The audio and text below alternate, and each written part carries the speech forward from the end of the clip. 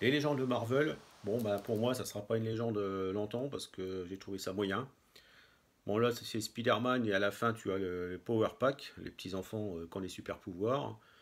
Bon la plus grande partie c'est avec Spider-Man, mais à part deux histoires qui sont pas mal, le reste est franchement très moyen. La première partie se passe avec les 4 fantastiques, donc Red Richards et Johnny Storm. Donc bon, pour moi, ça reste pas mal parce que j'adore les 4 fantastiques. Bon, après, tu as d'autres personnes qui vont trouver ça moyen. Bon, le méchant dans l'affaire est plutôt moyen, pas trop intéressant. C'est un homme qui fait du feu et qui veut s'en prendre à sa femme. Donc une histoire qui est vraiment pas profonde. C'est vraiment simplement pour montrer notre tisseur préféré. Mais sinon, bon, ça restera pas une histoire très profonde, très intéressante. Ensuite, tu as une deuxième histoire que c'est plutôt bien dessiné. Par contre, le scénario, bon, j'ai pas accroché du tout. Je t'en dis pas plus.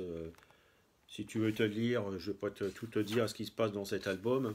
Mais franchement, moyen. Après, tu as une histoire, c'est Champ de tir, qui là est vraiment bien. C'est de Jerry Conway.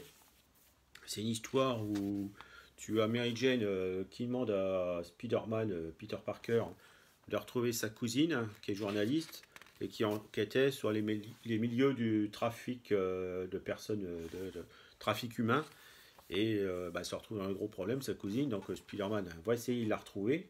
Et là, il va être confronté à un ennemi qui est quand même assez bizarre, qui fait des portails un peu un genre comme des petits trous noirs, et donc assez difficile à combattre, hein. Donc une histoire qui est plutôt sympa et bien dessinée, tu vois, la tête du méchant est assez bizarre. Mais bon, une bonne histoire avec une fin bah, qui m'a un petit peu surpris. Donc plutôt agréable. Franchement, cette histoire, elle est vraiment intéressante. Après, de là à dire que c'est intéressant d'acheter l'album, j'irai pas jusque-là.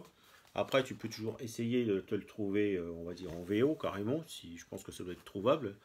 Après, bon, il faut bien sûr lire la VO. Mais bon, pour moi, c'est pas un album qui est indispensable. Là, tu vois, tu as le Power Pack à la fin, avec les petits jeunes. Bon, j'ai déjà lu des histoires en VO il y a assez longtemps sur eux, qui étaient plus intéressantes. Là, j'ai pas trop accroché. Bon, après, quand ma gamine elle saura lire, j'y prêterai. Peut-être qu'elle appréciera de lire les Power Pack, parce que pour moi, c'est plus des histoires quand même pour les enfants. Ce qui m'étonne d'ailleurs, c'est que ça n'a jamais été tellement sorti en album pour les enfants, parce qu'ils auraient pu faire des comics avec simplement le Power Pack pour les petits enfants, pour les amener après à aimer les comics. Ça n'a jamais été vraiment étudié, cette chose. C'est surprenant. Bon, après, hein, c'est comme ça. Donc, bah, je te mets un lien en dessous de la vidéo si tu veux regarder un peu les infos, les commentaires. N'hésite pas à t'abonner à la chaîne et mettre un petit like pour la faire connaître, ça serait sympa de ta part. Et ben, je te dis, lis plein de comics, de livres et à bientôt.